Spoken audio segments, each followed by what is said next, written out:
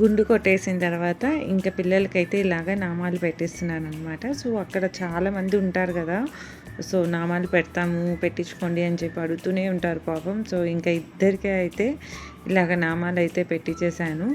ఆయన పెట్టినంతసేపు గోవింద నామస్మరణ చేస్తూనే పెట్టాడనమాట. ఇంకా మా పిల్లలే సైలెంట్గా ఉన్నారు, కానీ ఆయనైతే చాలా బాగా పెట్టారనిపించింది. సో తిరుమలలో ఇలా నామాలు పెట్టుకుంటే ఆ వైబ్ చాలా బాగుంటుంది కదా. ఇంకా మేమైతే వరాహస్వామి గెస్ట్ హౌస్ దగ్గరకు వచ్చాము. ఇంకా కార్ పార్కింగ్ చేసేసి ఇంకా వరాహస్వామిని ఫస్ట్ దర్శించుకోవాలి కదా, అక్కడికి వెళ్దామని చెప్పి వచ్చామన్నమాట. ఇక్కడ మామూలుగా షాపింగ్ చాలా ఎక్కువే ఉంటుంది కాబట్టి ఊరికే అలా చూసామన్నీ ఏమి వచ్చినాయి, ఏమైనా కొత్తగా వచ్చినాయి అని చెప్పి. బట్ ఏమంత కొత్తగా ఏమి అనిపించలేదు కాబట్టి ఏం కొనుక్కోలేదు. మేము వెళ్ళిన టయానికి కరెక్ట్గా స్వామివారిని ఊరేగిస్తున్నారనమాట.